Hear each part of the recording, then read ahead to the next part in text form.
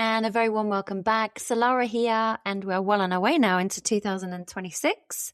How are you feeling? How are things going? Are you finding yourself wanting to create space for your manifesting practice, but you are feeling like you're being clubbed around the head by the universe, or you don't know where to start, or you just feel a little bit overwhelmed with the best practice and the best tools to use in order to achieve the dreams that you want to? That's why today we're going to be speaking about 3 tools that have absolutely stood the test of time. Because remember, the law of attraction is always working. It's constantly working, whether we think about it or not. The law of attraction says what we focus on expands, where attention goes, energy flows. What you focus on, you experience more of. And have you been finding yourself focusing more on what you don't want than what you do want? Then this is your reminder to realign your thoughts with your desired outcome. And that might mean getting out a journal and a pen and writing down a whole list of everything that you want to experience this year, because your dominant thoughts will create an emotional state, and an emotional state will also add to your dominant thoughts. So both influence each other in the way that you feel and the way that you see the world, and then the choices that you make and the opportunities that you notice as a result of it. Because remember, we're looking at the world through the lens of our emotions. I love working with the law of attraction. I've been working with it since 2003. I was at a really low point in my life. I was a single mom. I had money worries that kept me awake at night. I had relationships that just felt hard work and volatile. My health was struggling. I could go on and on and on. And I have to say, now where I am, years later, oh my goodness, I am literally in my dream life right now. And I wish that I could go back in time and say to that past me, you did it. Maybe there's a part of me that could feel that I always would. I don't know. But I'm here. I'm exactly where I want to be. And I still continue to grow and still continue to use the law of attraction. And I say that to inspire you. There might be times when you're questioning whether you have what it takes, whether the universe is even listening. Can you do it?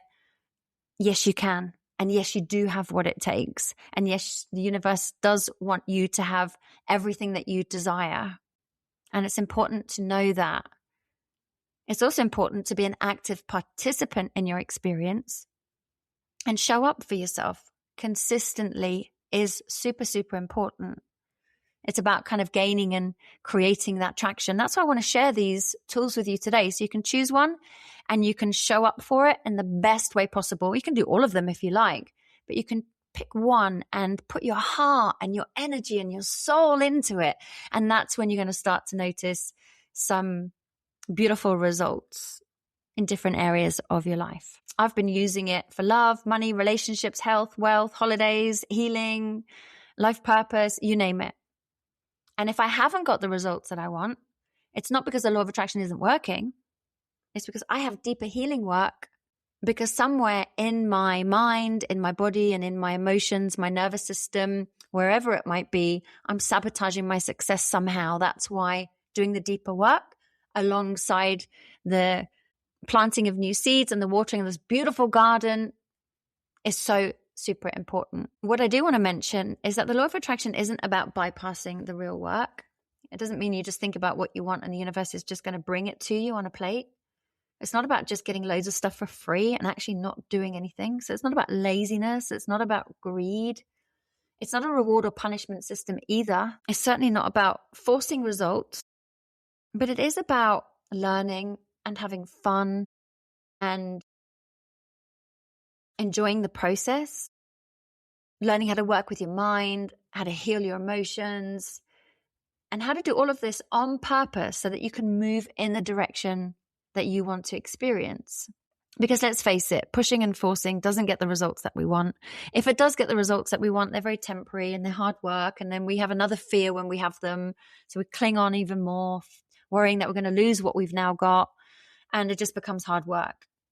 So you can make a commitment in 2026 to have more fun, to enjoy it, to allow things to flow. Because the fact is, you can do this. You have got this.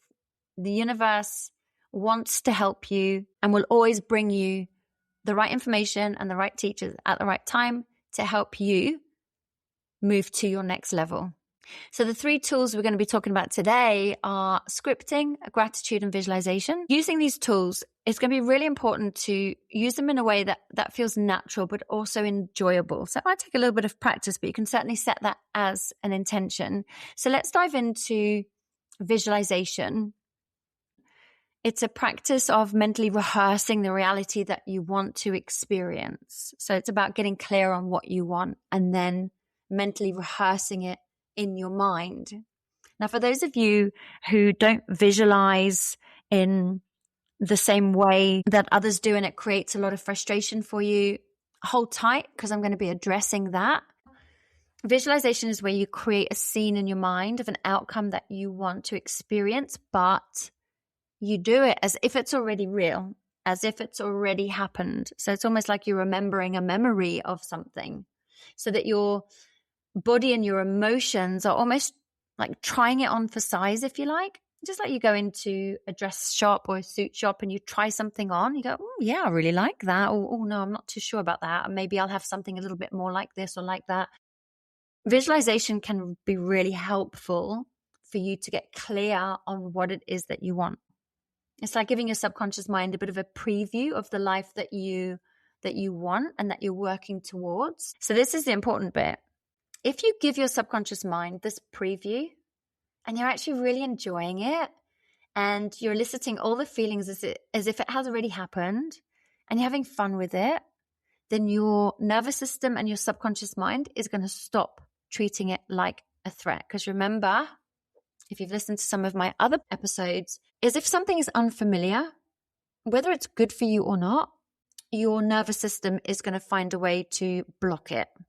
Not because you're doing anything wrong, but because it doesn't recognize it and it wants to help keep you safe, which is great for the stuff that you really don't want. A lot of the stuff we actually do want, we do want to experience deeper love, deeper connection, better health, more success, more living life on purpose and with passion. But if that reality that you desire is unfamiliar, your nervous system is going to close the door. And that's frustrating.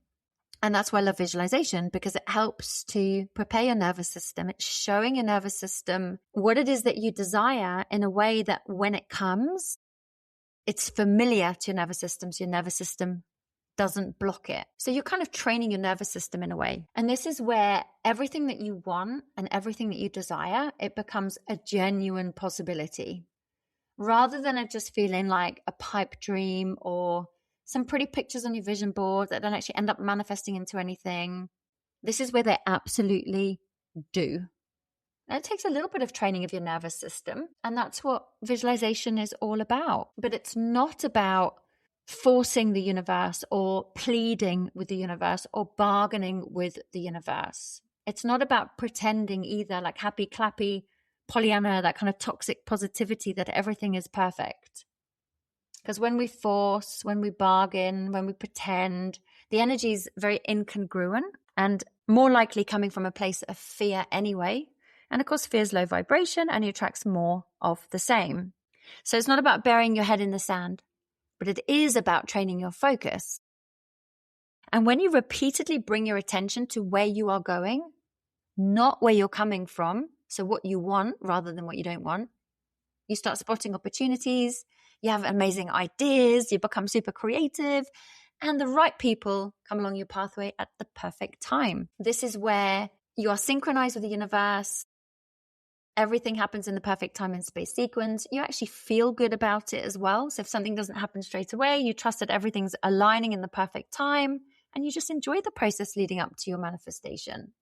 So there's less sabotage and there's more readiness and more results. Now, the bit that I mentioned earlier, for those of you who struggle with visualization, I know how frustrating it is because I've worked with many clients over time who have struggled with visualization. And you're not alone. Not everybody sees in pictures, and that's completely normal. Some people actually visualize through feelings, through sounds, through words, through body sensations. So if you don't get this clear movie picture in your head, you're not doing it wrong. And there's definitely not something wrong with you either. You just use whatever means your energy system likes to speak in. And we all have different ways that our energy likes to speak in. We all have our own unique formula that works for us. And you have your own language and your own formula that will absolutely help you manifest. So visualization is not one of them, then that's okay. Don't dwell on it. We just close the door, find one that works. And what some people do find useful is to focus on the feeling of the outcome. And I love this because if it's feeling first, manifestation second, as Andy Dooley says, then why don't we just jump straight to the feeling anyway? I mean, the visualization can help create the feeling, but if you can get to the feeling, then you're saving yourself a whole lot of time as well. So actually there's benefits to not being able to visualize. But for those of you that can visualize, it's making sure that you're also focusing on the feelings and you're doing your best to conjure up the feelings that you are eliciting from doing the visualization. So you can focus on the feeling of excitement if it's a new house that you want to manifest and you're walking through the front door for the first time, you've got your keys in the lock, you open the door and you feel the thick pile carpet beneath your feet or the smooth wooden flooring. It might also be a sense of relief that you've finally done it. I know some people who want to move out of their home with their parents. And I said to one of my clients, well, what would you feel if you manifested your own place? Like, just imagine you're there now. What do you feel? And she said, such a sense of relief. And it's that feeling of relief, which is a very, very powerful attractor. Also, let's just say you've paid off all your credit card debt. How does that feel? Just knowing that you have zero on your credit card. How does that feel? Feeling of gratitude. And again, it's relief. It just feels so good.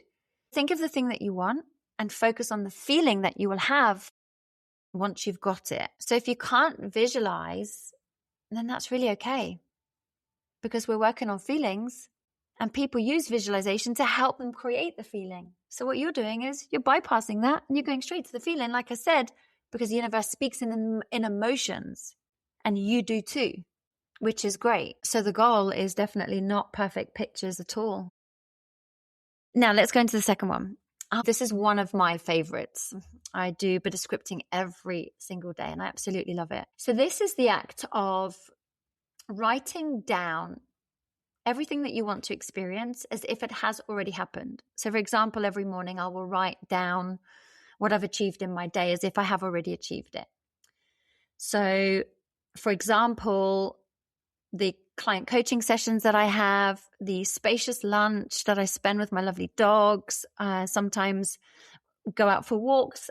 I visualize all of that. And it's like, thank you for such a beautiful day.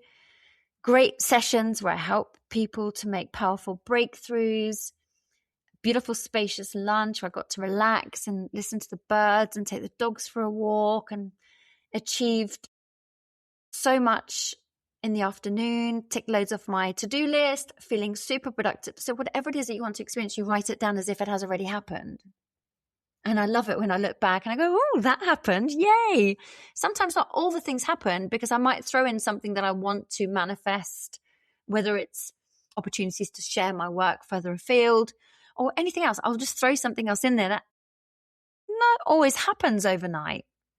The universe is a bit like a kitchen, as Patricia Crane says in a book, Ordering from the Cosmic Kitchen. So you put your order in, and then some dishes have a few more ingredients. So it takes a little bit of extra time. But what you're doing is you're planting the seeds and you're having fun. So it's really important not to feel disheartened if you don't get the actual thing that you want in a certain space and time because of the seed planting part of this.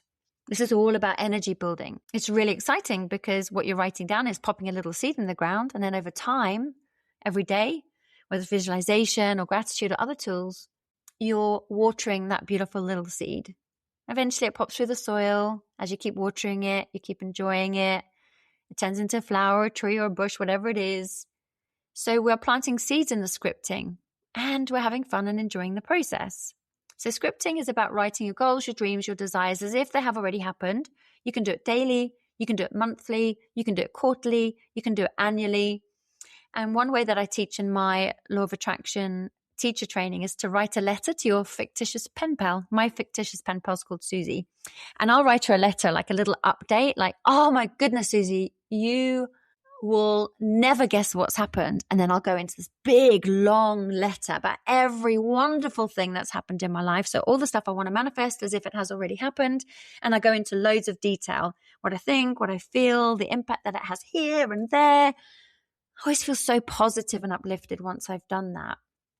So that's another great technique for those who don't necessarily get on with the visualization side of it. You can keep it as little or as long as you like as well. So in the morning, I just write 3 or 4 sentences.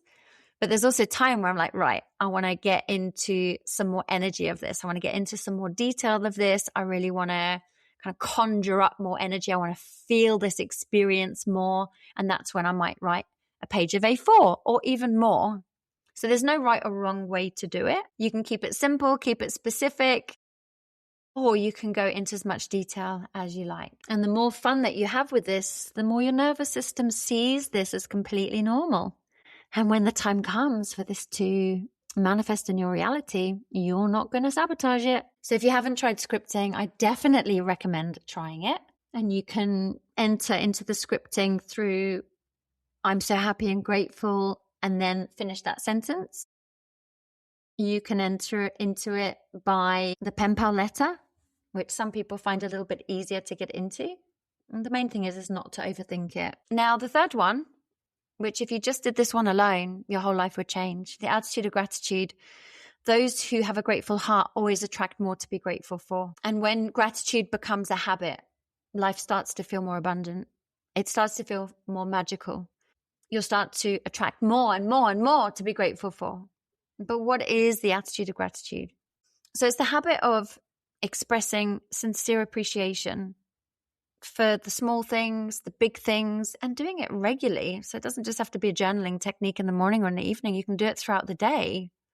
If you're going for a walk and you notice how easy your body's moving, you can have some gratitude for that. If you have an extra 10 minutes just to sit and listen to the birds or speak to a friend that you haven't spoken to for a while, you can be grateful for that. If you're listening to this on your phone, you can be grateful for your phone, the internet, Spotify or Apple, whichever. The list is endless when you start tapping into gratitude. Some people will feel like they're in a place in their life where they say to me, I don't feel like I've got anything to be grateful for right now. And that's such a shame, because I do believe that we have way more to be grateful than to be sorry for, always. And it's not about just focusing on the same things every day either. If somebody phones you out the blue to ask you how you're doing, or you know that person like 5 years ago who bailed you out of a tricky spot, you can be grateful for that. So it's not just like a tick box experience either. It does need to be something that you're feeling. And I do have a 3-step gratitude process which can help with that. So, for example, let's go with somebody helped you out a few years ago. You're in a real tight spot, and without them, the situation you were in would have been a lot worse. Having gratitude for that person, but not just thinking about that situation, thinking about why you're grateful for it. So the why is the energizer. The why is the activator. And of course, it's activating the feeling. Now, what we want to do is focus on 3 things in your past that you are really grateful for, because this energy of gratitude and appreciation, it lives in your system. You don't need to conjure it up. It's already there. We're just going to reawaken it, and we're going to bring it and make it more alive in our system so that we are emanating this feeling of gratitude. We're bringing it up so that we can live and experience it again. So that's step 1, is focusing on 3 things that you're grateful for in the past and why you're grateful for them now. Then the next step is what you're grateful for in this present moment and why. And again, this isn't even something that we have to fake. We don't even have to pretend. We have loads of things in our environment right here and in our life right now that we are so grateful for. And if they were taken away from us tomorrow, we would miss and we would wish we had have appreciated them more. So tap into those things, like, what am I grateful for right in this moment? And what I am so grateful for right in this moment is my home. It's peaceful. It's calming. It's in a beautiful part of the country. I feel so at ease here. And I'm grateful for it because it relaxes my nervous system. It leaves me with a sense of ease and feeling at peace. See, the why is the one that is activating more and more. So when you do that 3 times with 3 things you're grateful for in this present moment and why, you're stacking it now on top of the things that you were grateful for in the past. So now you've got all of this lovely, real, tangible energy. Now you can bring in the third step, 3 things you're grateful for in your future and why, as if they have already happened. So it's a little bit of a crossover with scripting here. So think about something that you want to manifest in your future. I was working with a client yesterday and she was saying that she wants to have 4 holidays this year and reeled off this amazing list: Australia, Bora Bora, Italy. I'm trying to think of the other things that she said. I said to her, now you can focus on them, the feeling as if they have already happened, and having the gratitude for those as if you have already been on them. But why you're grateful for that? Why are you grateful for going to Lake Como in Italy? So the thing you're grateful for, and then why you're grateful for it, is the activator and the energizer. So your gratitude can be for the big things, for the small things, for the medium things. It can be for everyday wins. And sometimes that might just be getting out of bed because you don't feel great. And that's okay for that to be one of your gratitude. I'm so grateful that I got out of bed today and I got dressed, because being up and about makes me feel more positive. Remember the why, that's the why. Now, all of this is going to change your point of attraction, because if we go back to what we said in the beginning of this episode, what you focus on, you experience more of. What you focus on expands. And your energy then becomes more open and receptive. You're raising your vibrations. It helps you to feel better, regardless of anything. If you were to do a Google search, you'll actually find some super interesting articles and studies on gratitude and how gratitude can change your DNA, change how you feel on a cellular level. It's really interesting. There's a guy called Dr. David Hamilton. He's done a lot of work on this. He's also been on a Netflix series as well. I'd check out some of his stuff because, again, gratitude is not woo-woo. It's scientifically proven. It impacts us mentally, physically, emotionally, and it's a very, very powerful tool. And a tool like gratitude, it just helps us to feel better. And when we feel lighter, it's much easier to manifest, because a lot of people try and manifest when they are feeling stressed out, whilst they're overwhelmed, whilst they're frustrated, and wonder why they just end up attracting more of the same. So gratitude is a really nice reset button for any manifesting practice. So with that in mind, you could actually start your gratitude first and then move on to scripting, because that will create a really nice sound, fresh platform for you to build upon. And you may want to set yourself a little bit of a challenge for the next 21 days, for the rest of January, or however long feels right for you.